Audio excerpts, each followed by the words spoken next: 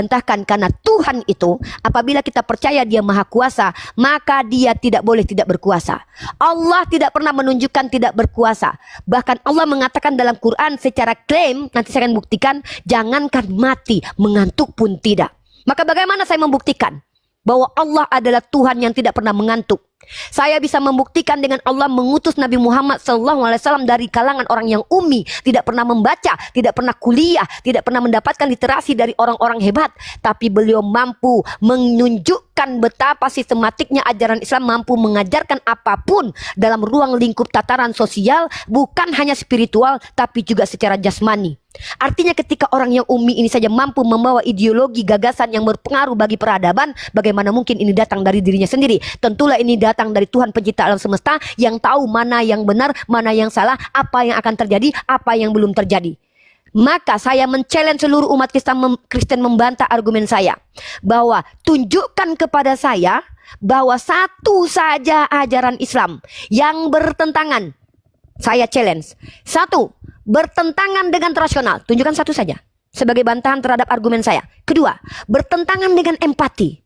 Ketiga, bertentangan dengan saintifik. Keempat, memiliki anakronisme. Kelima, bertentangan dengan logika sederhana orang awam. Wallahi, ribuan tahun sudah ada challenge di Quran, tak mampu satupun sarjana akademisi membantah, menunjukkan bahwa Islam itu bisa memiliki distorsi. Jadi kalau saya ditanya kenapa Uni masih Islam, bukan karena saya terlahir Islam, bukan karena saya nyaman bersama-sama orang Islam, bukan karena saya menikmati ketupat, bukan, tapi karena Rifa Yadi Putri binti Yadiman mampu membuktikan bahwa Islam itu adalah agama yang sangat. Dan yang di bawah yang mau naik mampu membantah argumen saya rela menjadi pembantu dan budak kalian selama 2 tahun atau seumur hidup saya. Tapi bantah argumen saya. Ini challenge berani saya. Saking saya mampu membuktikan agama saya adalah agama benar, bukan merasa benar. Merasa benar dengan membuktikan benar itu adalah sebuah hal yang berbeda. Argumen saya sebagai penutup. Pertama, ya, saya akan membuat sebuah pernyataan dan tolong ini pernyataan yang mungkin teman-teman tidak nyaman mendengarnya tapi ini fakta. Pertama, pernyataan saya adalah Tritunggal tidak pernah diajarkan oleh Abraham, Moses, Yesus. Melainkan Tritunggal secara historis adalah interpretasi beberapa tokoh-tokoh gereja, di antaranya Ignatius dan juga Tertullianus serta Athanasius. Menariknya mereka bertiga tidak ada kaitannya dengan Yesus karena sudah terpisah jauh dan tidak memiliki sanad dan kesinambungan dengan Yesus, bahkan dengan murid Yesus dan bahkan dengan Yesus sendiri. Itu fakta. Silakan bantah kalau teman-teman punya datanya. Ya, itu yang pertama. Yang kedua, para nabi-nabi Israel tidak pernah mengajarkan konsep Tritunggal, melainkan mereka mengajarkan konsep esa. Apa maksud esa? Satu-satunya, the one and only, tidak pakai tapi. Kalau memang ada pakai tapi, tunjukkan ke saya. Yang ketiga, Bible adalah kitab yang memuat campuran pendapat manusia, surat-surat orang yang mengaku rasul, pendapat-pendapat manusia yang dianggap benar, dan perkataan Yesus serta tambahannya dari perkataan Tuhannya orang Yahudi yang disebut dengan Yod Hevave. Maka kitab ini sesuai esensi penyebutan Quran bahwa kitab ini telah bercampur. Seperti yang diakui oleh Kak Santi, kalau manusia bisa salah, tentulah firman ilahi bisa salah. Maaf, esensi kitab suci secara esensial tidak boleh salah seharusnya. Namun inilah yang menjadi polemik kemudian yang sudah diakui Kak Santi. Bagaimana mungkin kita meminum kopi kalau kita tahu ada campuran racun setitik di dalamnya? Bagaimana mungkin kita masih meminum kopi tersebut? Ya, tentu kita tidak akan mau, kalau kita punya rasional tidak akan mau meminum kopi tersebut. Kemudian pernyataan selanjutnya, kesalahpahaman terjadi karena banyaknya terjemahan dan diksi dari teks Bible yang asli yang menerjemahkan yang tidak sesuai dengan esensi. Salah satu yang menjadi asbab banyak pertentangan di agama Kristen adalah terjemahan tentang Kyrios. Kata Kyrios dimaknai sebagai Tuhan. Kata Kyrios dimaknai sebagai Tuhan. Kata Kyrios dimaknai sebagai pemilik. Maka gara-gara terjemahan ini tidak diterjemahkan sesuai esensinya, timbullah perdebatan di kalangan Kristen. Ini yang sangat ironis sekali. Padahal ini harusnya diterjemahkan secara esensi karena ini menyangkut tentang siapa Yesus. Lanjut. Mungkin itu adalah tanggapan saya dan ini penutup buat teman-teman semua. Penutup Tritunggal dan oneness menurut Bible tidak bisa disalahkan karena semua ada dalil masing-masing. Maka masalah ini sebenarnya berasal dari sumber keimanan yang memang memuat banyak kontradiksi, baik secara teks dan teks, teks versus teks, doktrin versus teks, esensi versus dogma. Saya berikan contoh ketiganya. Teks versus teks. Ya, kalau kita lihat apa kata penulis kitab Ibrani pasal 9 nomor 22?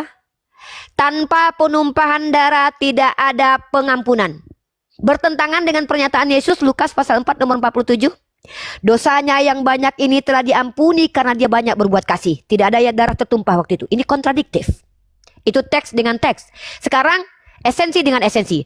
Tuhan dalam perjanjian lama digambarkan sebagai Tuhan yang gampang membun-bun. Teman-teman perhatikan. Teman-teman tahu kisah Uza. Uza adalah seorang pria yang soleh, yang bahkan mengiringi waktu Daud di dalam kitab Samuel itu sedang mengantar tabut Tuhan. Waktu lembu tergelincir, Uza menyentuh tabut Tuhan. Teman-teman tahu apa yang terjadi? Tahukah kalian yang terjadi apa? Tuhan menghabisi nyawa Uza di tempat hanya karena dia teledor, tidak sengaja menyentuh tabut Tuhan. Apakah kalian mau mengakui bahwa ini sama sifatnya dengan Yesus? Yang bahkan ketika ditombak diam saja dan bahkan berdoa, "Ya Bapa, ampunilah mereka, mereka tidak tahu yang mereka lakukan." Ini kontradiksi secara karakter dan esensi. Tidak mungkin bisa dikatakan benar dua-duanya, satu dua-duanya. Dan selanjutnya, esensi dan dogma. Esensi dan dogma kita akan tunjukkan. Secara esensi, kekal itu artinya adalah tidak pernah mati. Tapi dalam dogma Kristen, Yesus adalah entitas Alfa Omega, kekal padahal pernah mati. Ini artinya berkontradiksi antara makna esensi arti kekal dengan dogma orang Kristen. Maka wajar terjadi pertentangan di antara agama Kristen karena banyak sekali kontradiksi yang bisa saya buktikan. Ini bukan menyerang agama Kristen, ini membukakan fakta supaya teman-teman tahu bahwa tugas kami itu adalah mengajak berpikir, mengajak merenung, dan juga mengajak jujur. Spesial buat Bu Santi. Saya tidak mengajak Bu Santi kepada Islam karena saya berpatokan kepada Quran surah Al-Baqarah ayat ke-6. Bismillahirrahmanirrahim. Innal ladzina kafaru sawa'un 'alaihim a anzartahum am lam tunzirhum la yu'minun. Khatamallahu ala qulubihim. Artinya, sesungguhnya bagi mereka yang kafaro, kafir. Kafir dari kata kafaro menutup diri, menolak ajaran Islam. Walaupun kami kasih petunjuk atau tidak, mereka tidak akan beriman. Karena Allah hanya akan mengubah satu kaum kalau mereka menginginkan untuk diubah. Karena Islam pada prinsipnya adalah kau dapat apa yang kau cari, kau terima apa yang kau upayakan. Kalau kau menolak, maka Allah pun membantu penolakanmu dengan apa? Kau dibiarkan. Inilah konsep Islam. Tidak ada paksaan dalam beragama. Saya tidak punya motivasi mengislamkan Kak Santi. Saya hanya punya motivasi untuk mengajak Kak Santi berpikir, merenung, dan jujur. Jadi Kak Santi jangan berkecil hati. Tapi Kak Santi, saya akan mengikat diskusi kita ya, bahwa saya terbiasa diskusi akademik, menggunakan metodologis, bukan menggunakan perasaan ya. Dan satu lagi ya, apapun yang Kak Santi rasakan di Komal ini, itu adalah hak prerogatif Kak Santi. Pilihan Kak Santi adalah hak prerogatif. Tapi Kak Santi harus ingat, tidak semua peperangan itu buruk. Tidak semua perdebatan itu buruk. Kita lihat konteks. Seandainya tanpa peperangan, Kak Santi, saya dan teman-teman semua tidak bisa bermain TikTok dengan mengatakan merdeka. Kenapa? Karena merdeka itu bisa direnggut karena adanya pertumpahan darah pahlawan nasional kita dengan mereka melawan peperangan. Seperti itu juga dengan perdebatan. Tidak semua perdebatan itu buruk, karena yang namanya perdebatan itu sesuatu yang tidak akan dihindari oleh umat Islam ketika memang itu harus dihadapi. Sama seperti musuh, kami tak cari musuh, tapi musuh datang kami pantang untuk lari. Maksudnya adalah kalian bukan musuh kami, tapi kalau kalian memusuhi kami, kami tidak akan lari. Jadi perdebatan ini tidak akan pernah bisa dihentikan sampai kapanpun, karena memang kita sudah punya teknologi setiap manusia bebas untuk menyampaikan opini yang dilindungi oleh Undang-Undang Pasal 28E butir ketiga. Setiap orang bebas menganut agama masing-masing dan bebas beropini dan bebas bermusyawarah, berkumpul untuk menyampaikan pendapatnya masing-masing. Dan ini hak yang kita ambil. Saya, Bang Loding, dan seluruh apologet Islam mengambil hak kami berdialektika. Dan kami diperintahkan dalam Quran surah Al-Baqarah, Quran surah An-Nahl ayat 125. Bismillahirrahmanirrahim. Ud'u ila sabil rabbika bil hikmah wal mau'izatil hasanah wajadilhum billati iya ahsan. Artinya apa? Artinya adalah kami diperintahkan berdakwah dengan cara yang terbaik, berhikmah, menyampaikan hikmah-hikmah dengan kaidah ilmu. Lalu kemudian kami diperintahkan untuk apabila kami ajarkan pengajaran yang baik, dan apabila kami berdebat dengan cara baik, maka kami memberikan pengajaran kepada saudaraku. Tuhan tidak mungkin mati. Tuhan tidak mungkin merendahkan dirinya. Barang siapa yang mengatakan Tuhan mati, maka itulah penghujat yang nyata, sadar atau tidak sadar. Dan tidaklah sama antara hitam dan putih, tidaklah sama antara siang dan malam. Orang yang berpikir mampu membedakan benar dan salah. Maka konklusi saya adalah silakan pilih agama masing-masing, tapi diskusi tetap jalan, kami tetap mengedukasi. Selesai, terima kasih. Dilanjut Bang Loding. Ya, saya pemaparan Uni tadi mungkin cukup sudah jelas, saya hanya menambah sedikit ya. Jadi yang pertama, kita diskusi selama ini sampai sudah mau 1 bulan ini, dan tema kita terakhir ini, kenapa Bu Santi masih Kristen? Bukan Bu Santi akan masuk Islam. Jadi ketika Bu Santi memberikan satu statement, saya tetap masih Kristen, ya itu memang pilihan Bu Santi. Dari dulu Bu Santi tetap Kristen, karena temanya ini kan kenapa Bu Santi masih Kristen, begitu. Bukan berarti Bu Santi harus masuk Islam, tidak. Karena kami orang Islam itu tugas kami hanya menyampaikan kebenaran, bukan memberikan hidayah. Kalau mungkin bisa memberikan hidayah sebelum Bu Santi saya berikan hidayah, mungkin cuma Bang Kiko yang saya pertama kasih hidayah, begitu.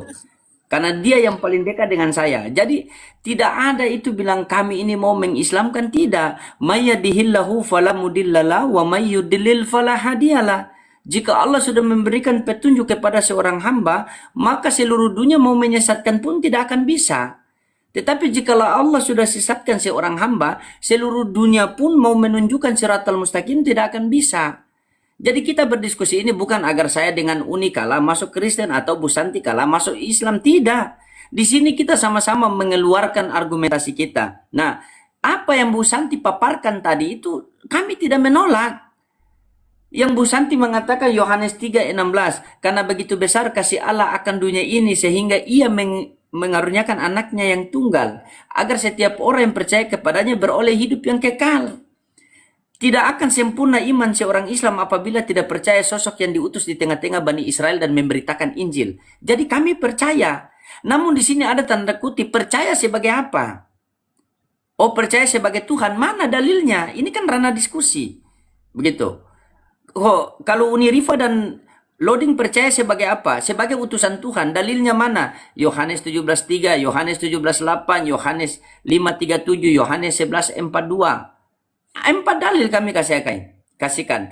Nah, ketika apa yang Bu Santi katakan bahwa Yesus adalah jalanan kebenaran, tidak ada yang bisa di luar Yesus tidak akan selamat, begini, itu kami percaya, Bu. Namun harus Ibu baca baik-baik di dalam Kisah Para Rasul 3:13. Seperti yang dijanjikan oleh Tuhan, seorang juru selamat hanya diutus bagi Bani Israel. Nah, di sini ada Bani Batak, ada Bani Papua, ada Bani Medan, coba, ada Bani Ambon. Hanya untuk Bani Israel. Nah, ini hanya untuk Bani Israel. Oh, tapi kami ini dicengkokkan. Coba kalau bilang dicengkokkan, Wahyu 9 nomor 3, Wahyu 3 nomor 9 sudah menyinggung. Kalau ada satu kelompok jemaah yang mengaku dari Yahudi ternyata bukan, maka itu jemaah iblis. Buka Bibel Anda sendiri. Kita mau bikin bagaimana coba? Ini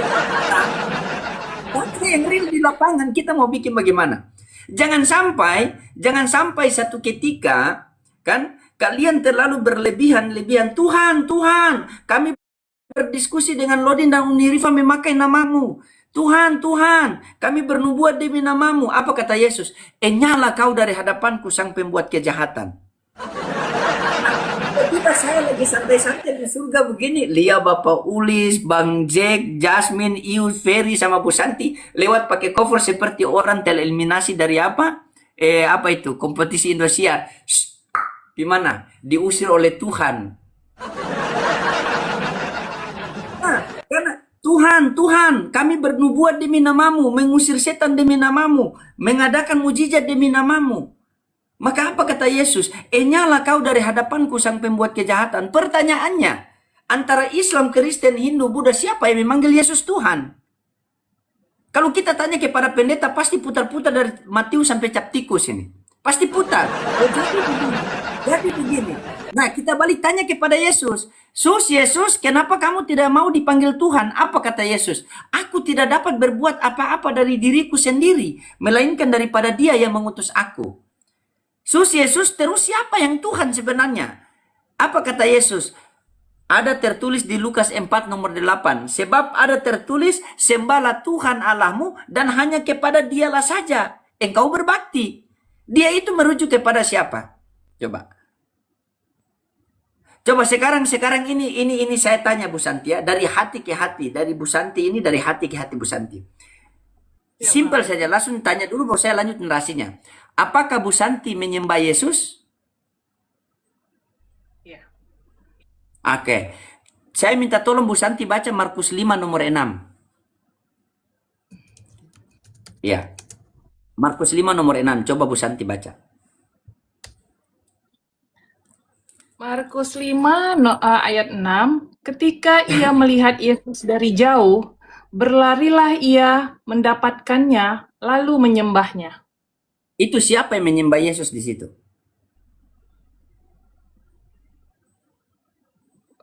Ketika saya harus lihat sebelumnya, Bang Luding. Ya, lihat sebelumnya. Coba dari 1 sampai 6 coba dibaca. Dari Markus 5 nomor 1 sampai 6. Sebentar, ini saya dibantu sama ini Ya. aja Google. Ayat ini menceritakan seorang yang kerasukan banyak roh jahat di daerah Gerasa atau Gadara. Menurut beberapa naskah, orang itu tinggal di pekuburan, tidak dapat diikat dengan rantai karena kekuatan yang luar biasa. Siang dan malam berteriak-teriak serta melukai dirinya dengan batu. Itukah yang dimaksud Jadi Bang Loding? Siapa yang menyembah Yesus itu? Orang yang kerasukan itu. Apakah Bu Santi menyembah Yesus? Iya, Bang Loding. Sama tidak? Konsekuensi yang harus ibu terima. Karena ibu menyembah Yesus. Nah sekarang yang anehnya ini Bu, yang anehnya ini, kenapa ibu mengikuti orang yang kerasukan menyembah kepada Yesus, tetapi ibu tidak mengikuti perkataan Yesus dalam Lukas 4 nomor 8.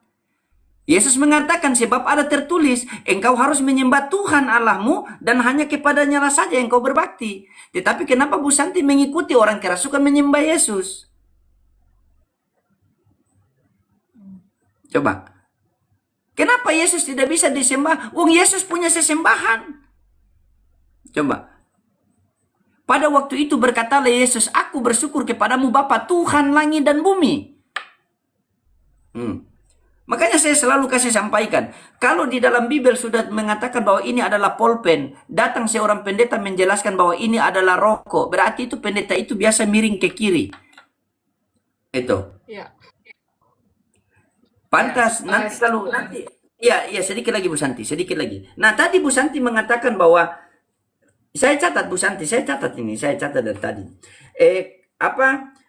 Salib adalah tanda lambang kemenangan. Bu Santi, Ibu Santi membawa narasi bahwa salib adalah tanda kemenangan, tetapi Bible sendiri mengatakan bahwa salib adalah kutuk.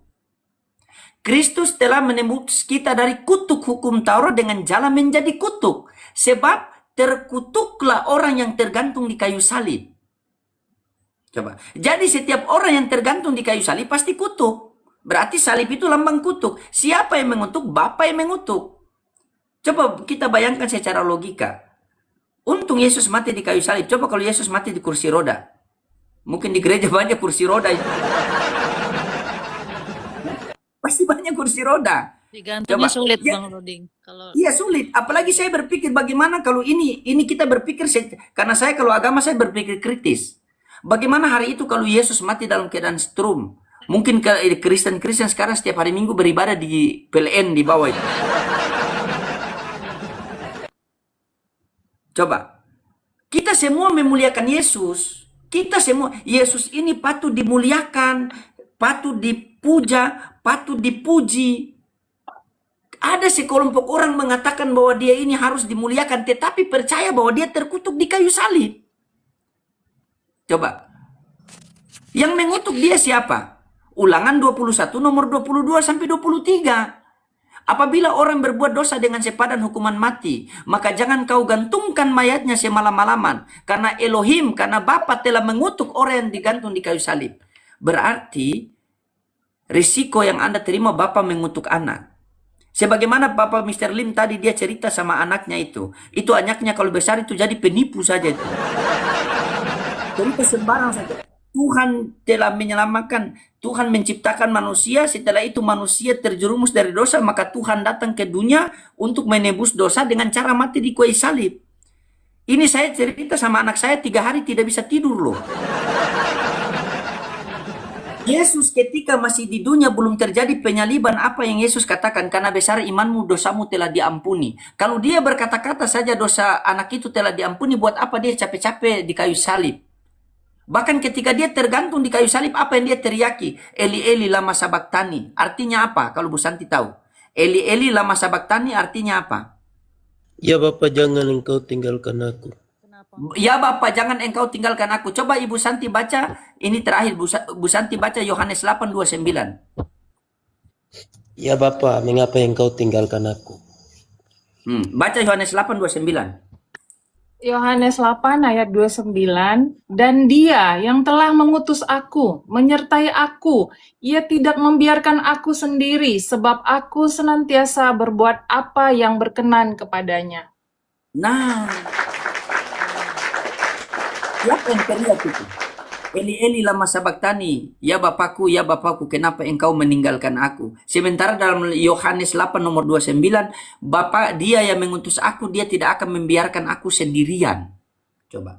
Ini sudah dijalil. Jadi, tadi narasi Bu Santi seakan-akan bahwa saya tetap masih di Bu Santi punya narasi tadi, mulai hari ini saya tetap memilih Kristen. Itu memang Bu Santi kan dari awal Kristen. Emang kita kasih pilihan sama Bu Santi kan tidak. Yang kita diskusi di sini, kenapa Bu Santi masih Kristen? Begitu. Setelah itu saya minta Ibu Santi boleh tanya kembali, kenapa Uni Rifa dan Bang Loding masih Islam?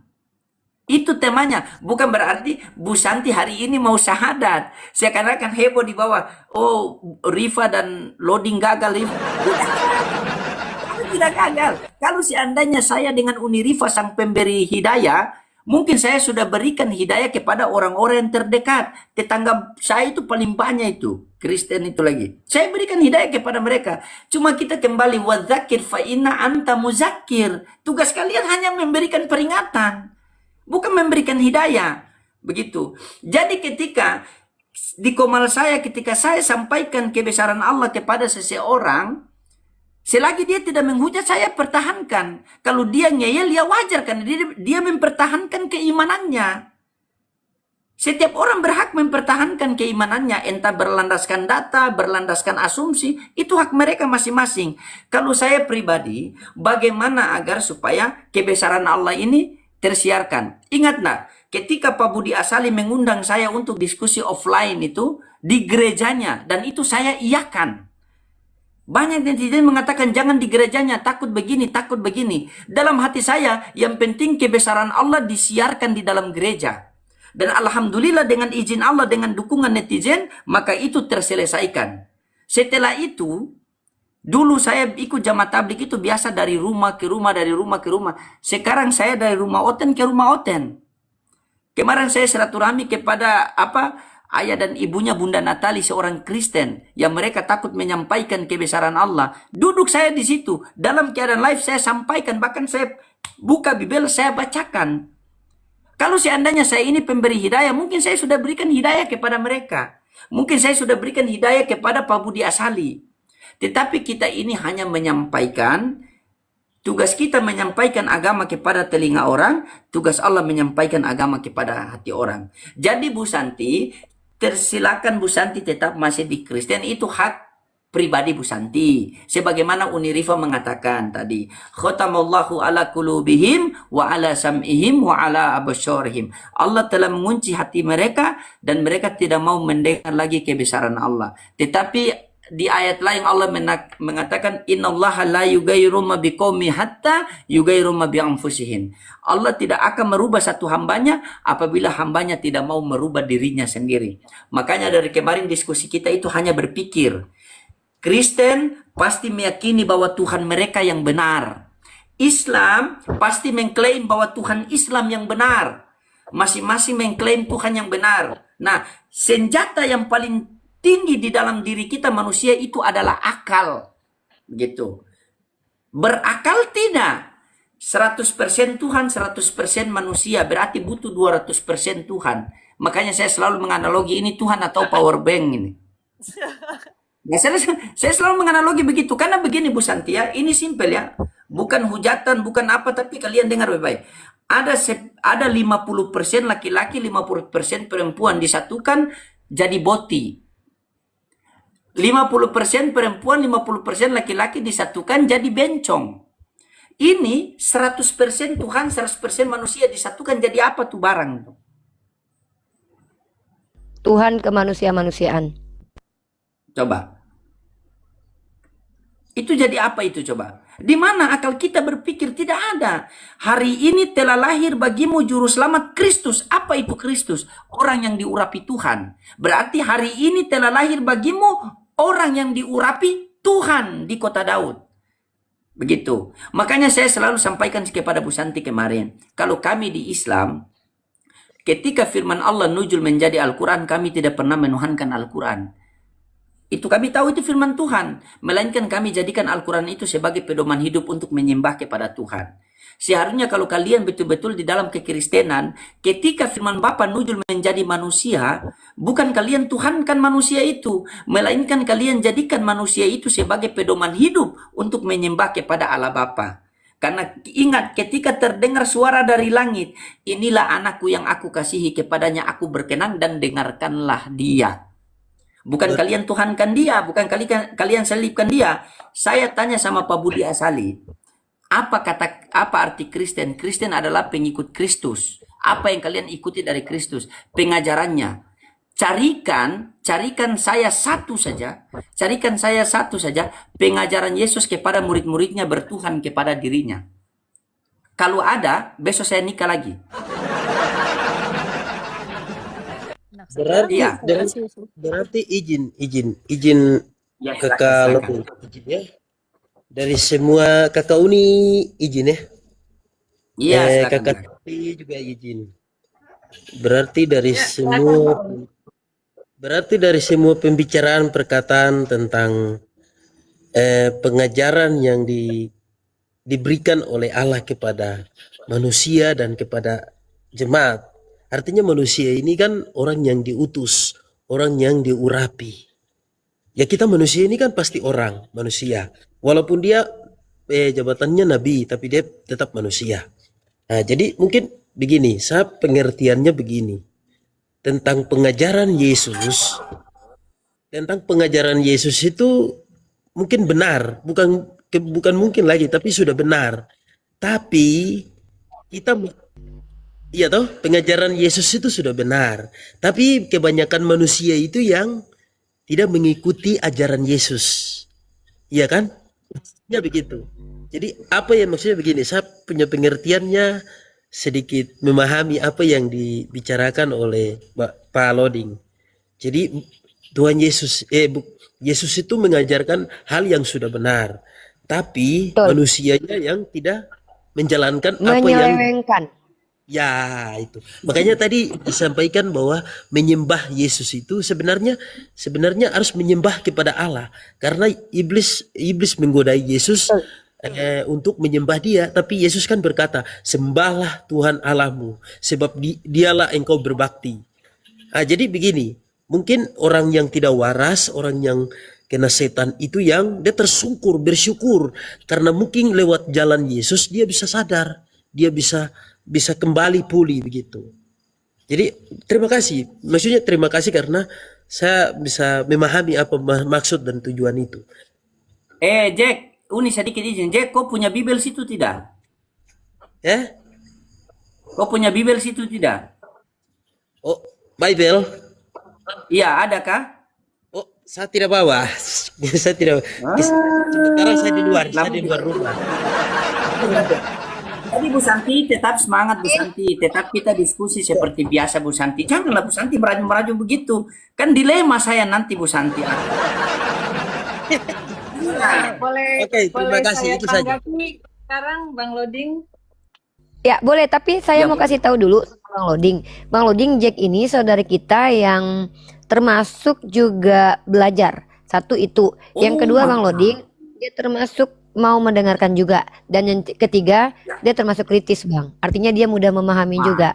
Yang membuat saya speechless adalah dia kalau kita menjelaskan itu dia simak baik-baik dan dia paham dengan apa yang kita sampaikan. Insya Allah mudah-mudahan Bisa, Jack, bisa, Yus, bisa. dan Jasmine itu sama-sama belajar di sini. Silakan.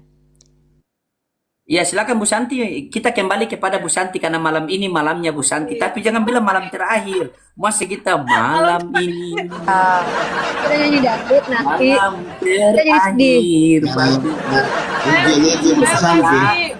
Saya Ya pasti itu sedikit. Saya mohon merindukan. maaf. Ya, saya mohon maaf sama Unirifa apabila Bu Santi ini tertekan seakan-akan kami itu mau mengajak mualaf itu tidak Bu, tidak ada seperti itu. Ya Bu Saya Santi juga ya. pesan minta maaf ya. Gitu. Sini Pak, apa? Baik. Di Ya, saya respon ya. Izin Bu Pak Santi bisa izin saya- jawab. Tahu itu susah Anak saat Santi, kasih Bapak jawab. Yulis bicara Anak Santi, dulu. Ya, Pak Ulis. anak Santi. Nah, Pak Santi ini Pak minta Yuli waktu. sama Jasmine mau bicara. Bapak Iya sudah boleh. tua ini, Bapak. Silakan Pak Ulis. Minta waktu saya sebentar. Bapak sudah tua, Bapak mau tidur. Begini. Benarlah kata guruku bahwa perbedaan antara dokter dan doktrin itu. Dokter itu menyembuhkan penyakit, tapi kalau doktrin itu menyakitkan akal itu. Kata guruku seperti itu. Kalau dokter menyembuhkan penyakit, tapi kalau doktrin menyakitkan dokter akal. mau buat berasap Pak Ulis. Anak loading memang sesuai kata guruku penyesatan itu harus ada, tetapi celakalah orang yang mengadakannya. Jadi sesuai dengan apa yang Bapak katakan tadi, doktrin merusak otak memang sudah dirancang, memang penyesatan itu harus ada, tetapi celaka orang yang menyesatkannya. Satu lagi saya ingin bernarasi dan bertanya kepada anak loading dan Unirifa, apakah pemahaman saya tentang narasi saya ini benar atau tidak? Di dalam Matius 15:25 di situ Yesus mengatakan bahwa aku hanya diutus kepada domba-domba yang hilang di antara umat Israel. Tetapi di dalam Yohanes 10 ayat 16 di situ lagi Yesus mengatakan begini, ada lagi pada domba-domba lain yang bukan dari kandang ini, domba-domba itu harus kutuntun juga. Mereka akan mendengar suaraku, mereka akan menjadi satu kawanan dengan satu gembala. Di dalam Yohanes 12 ayat 47 di situ dia mengatakan, aku datang bukan untuk menghakimi dunia, tetapi untuk menyelamatkannya. Dengan ketiga ayat ini saya berkesimpulan bahwa Yesus datang bukan hanya untuk Bani Israel, tetapi untuk seluruh umat manusia, karena ada konteks ayat di dalam Yohanes 12 ayat 47 bahwa dia datang bukan untuk menghakimi dunia, tetapi untuk menyelamatkannya. Apa tanggapan Bapak-bapak? Aku minta ilmu dari situ. Terima kasih. Bang Loding, Kak Santi izin bisa nggak kita tanggapi Pak Ulis, karena ini kajian saya yang disampaikan Pak Ulis. Wajib rasanya saya menyampaikan nih. Pak Ulis tolong baca ya ayat ini. Ini catatan jawaban dari pertanyaan Pak Ulis dan rangkaian ayat yang Pak Ulis baca itu, ayatnya itu jawabannya ada di dalam kitab, sebentar saya tunjukin ya, Matius 13 nomor 11 ya. Silakan kalau tidak salah itu Matius ya. Matius 13 ayat 11. Pak Ulis buka itu, kita akan baca bersama. Ini jawabannya buat Pak Ulis ya. Nanti saya baru akan Bu, ya. langsung, nggak usah saya baca, langsung saja Bu. Oke, baik. Pak Paulus di situ, Yesus ditanya oleh muridnya. Maka datanglah murid-muridnya dan bertanya kepadanya, mengapa engkau berkata-kata kepada mereka dalam perumpamaan? Jawab Yesus, kepadamu diberi karunia untuk mengetahui rahasia kerajaan surga, tetapi kepada mereka tidak. Karena siapa yang mempunyai kepadanya akan diberi, sampai nanti di titik, kata Yesus, tergenapilah nubuatan Yesaya. Apa maksudnya? Mereka melihat tapi tidak mengerti, mereka mendengar tapi tidak mengerti. Paulus sedikit. Yesus itu Paulus itu mengaku secara eksplisit dikhususkan, diutus untuk Bani Israel yang tersesat, Pak, bukan para penyesat. Makanya Yesus menolak untuk membaptis orang Yahudi yang berkata, kami ingin dibaptis. Apa kata Yesus? Bagaimana mungkin kalian meluputkan diri kalian dari siksaan api neraka? Para penyesat dari kalangan Farisi tidak dimaksud Yesus untuk diselamatkan. Karena nubuatan Yesaya berkata, bangsa ini telah menebal doktrin kesesatannya telah menebal, maka mereka tidak akan mendapatkan rahmat dari Tuhan. Sebetulnya seperti itu konteks ayatnya. Maka Paulus, benar sekali pandangan Paulus bahwa Yesus itu sebetulnya diutus untuk domba-domba tersesat dari Bani Israel. Tapi Paulus yang namanya nabi, Paulus, kalau ada orang ingin mengikuti nabi ini, nggak mungkin nabi ini tolak. Dia nggak rasis. Seandainya ya Nabi Isa Al-Masih putra Maryam diutus kepada Bani Israel, tiba-tiba ada orang Yunani terbuka hatinya, Yunani, lalu ingin mengikuti beliau, maka tentulah tidak mungkin, oh tidak bisa, kamu nggak boleh ikut. Itu Tuhan yang rasis. Tapi Paulus harus tahu pada dasarnya Yesus itu tupoksinya ketemu sama orang yang tersesat, bukan penyesat. Dari kalangan Bani Israel. Ya, sekali lagi ya, dia datang kepada yang tersesat. Kenapa yang tersesat didatangkan Allah Rasul? Karena hak terhadap mereka itu adalah hak keadilan Tuhan. Karena Tuhan berkata, sebuah kaum akan dihukum tidak akan dihukum sebuah kaum kalau mereka tidak didatangkan Rasul. Ada namanya Al-Fatrah. Al-Fatrah itu siapa? Mereka yang tidak mendapatkan ilmu pengetahuan. Bukan mereka yang telah membuat ajaran dan menyesatkan orang lain. Maka orang-orang yang dipilih dari kalangan Hawariyun atau murid-murid Yesus, itulah orang-orang pilihan. Makanya Paulus baca di ayat itu, apa kata Yesus? Kepadamu diberi karunia untuk mengetahui rahasia kerajaan surga, tetapi kepada mereka tidak. Makanya sampai detik ini para Yahudi yang telah menghabisi nyawa para nabi itu tidak mendapat hidayah, tidak percaya kepada Nabi Isa, tidak percaya kepada Nabi Muhammad. Mereka akan kafir selama-lamanya. Mereka yang dilaknat oleh Allah Subhanahu wa taala. Jadi Paulus benar satu poin, bahwa Yesus diutus untuk Bani Israel. Tapi Yesus kalau ada orang yang mau bertobat ikut dia, kenapa harus tolak? Bahkan Paulus tahu cerita seorang perempuan dari Samaria yang datang, guru tolonglah saya, anakku kerasukan roh. Dia berjalan santai, dia diamkan. Maka muridnya bilang, mari kita usir dia. Apa kata Yesus? Aku tidak akan memberikan, ya nanti saya dengan Ferry, aku tidak akan memberikan remahan ini kepada domba. Aku tidak akan memberikannya kepada apa? Kunarion, anjing. Sebetulnya Paulus, Yesus tupoksinya tidak pantas memberikan remahan ini kepada kunarion. Seharusnya hanya kepada domba. Prioritas Yesus itu, yes, betul. Prioritas Yesus itu memberikan firman ilahi kepada mereka keturunan Bani Israel yang tersesat, bukan penyesat, bukan orang yang tidak pernah tahu menahu tentang hukum Taurat. Makanya ke seluruh murid Yesus itu, kata Paulus sendiri mengatakan, kepada Petrus telah diberikan karunia untuk menjadi rasul bagi orang Yahudi, kepada aku diberikan karunia untuk menjadi rasul untuk yang non Yahudi. Apa maksudnya itu? Ternyata murid Yesus itu dikhususkan untuk orang Bani Israel. Ya, tetapi kemudian Paulus mengajarkan ajaran Yesus dicampur dengan beberapa ajaran, kutipan-kutipan ajaran para filosof Yunani, mengajarkannya kepada Korintus, Efesus dan Galatia. Maka tidak mungkin para nabi kalau ada orang ini bertobat itu menolaknya, karena mereka menjadi utusan khusus kepada Bani Israel. Wallahu a'lam bishawab. Itu jawaban saya. Oke, makasih Umi, sudah malam tapi saya pakai kacamata dulu biar kelihatan ganteng sedikit, biar penonton dibuat tertawa dulu. Izin sedikit saja saya, penonton yang tadi bertanya, saya Ambon mana? Saya Ambon Saparua, tepatnya Desa Owa, Pela Gandong dengan Kampung Syed di Jasiraleh itu. Nah itu, ada saudara-saudara saya dari Kampung Syed yang menonton. Ademu minta maaf kepada kakak-kakak Syedku. Assalamualaikum warahmatullahi wabarakatuh. Demikian, lanjut. Oh, sudah tidak mampu Paulus itu. Dia sudah angkat tangan Paulus ini. Jangan mau bicara. Nanti sama Bang Loding ini, Jasmine tadi mau bicara, bagaimana? Mau dikasih kesempatan dulu atau Kak Santi dulu? Tadi Jasmine juga interupsi.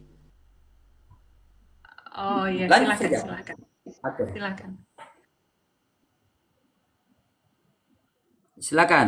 Siapa mau bicara? Jasmine mau bicara, silakan buka mute. Silakan Jasmine, buka mute Jasmine. Oke, thank you. Jasmine, langsung aja straight to the point ya, supaya tidak wasting time untuk Kak Santi. Ada beberapa hal yang ingin Jasmine tanggapi. Yang pertama di sini eh, agama itu tidak hanya cukup baik, tapi kita butuh benar. Dari dasar ini, tadi Jasmine punya pertanyaan sampai sekarang, sampai saat ini, benua Eropa, Amerika, Australia, sampai Asia belum terpecahkan, Kak Santi. Itu masukan saja ya. Bisa jadi masukan, bisa diproses, itu hak prerogatif Kak Santi. Lalu yang kedua, agama yang benar itu sudah pasti tidak tercemar kan Kak Santi ya. Dalam arti agama Tuhan itu dia posisinya absolut, tidak mudah tergoyahkan, dan itu baku gitu loh Kak Santi. Itu yang poin kedua. Lalu poin ketiga, jika Kak Santi posisinya memang saat ini kan memang Kristen tuh, kan tetap Kristen, itu tidak apa-apa, imani saja. Tidak ada pemaksaan karena kita di sini hanya mendapat seruan dari saudara Muslim. Bukannya keharusan Kak Santi harus berubah, begitupun dengan Jasmine. Tidak ada paksaan itu gitu loh. Jadi jangan ada merasa terpressure ya. Jasmine harap Kak Santi tetap bisa relax gitu. Tetap bisa damai ya hatinya ya. Lalu sehubungan dengan ini Jasmine juga meminta dari hati yang paling dalam untuk saudara-saudara Kristen atau Muslim, janganlah kita seperti ada memberi tekanan begitu. Kalaupun ingin membeli support atau motivasi, sampaikan dengan baik, dengan layak, sehingga yang diberikan, yang di deliver message ini bisa menangkap energi positif saudara semua.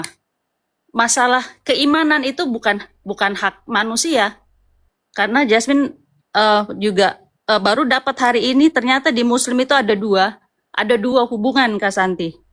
Pertama itu ini Jasmine juga catat ya, biar pas. Ada hablum minallah, hubungan kita dengan Allah pencipta, yang tidak bisa diganggu gugat umat manusia, dan hablu minanas, hubungan kita antar sesama manusia.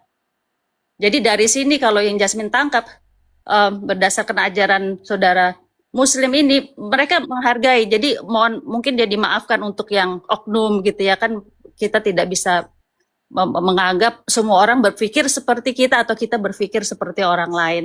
Jadi hubungan Kak Santi dengan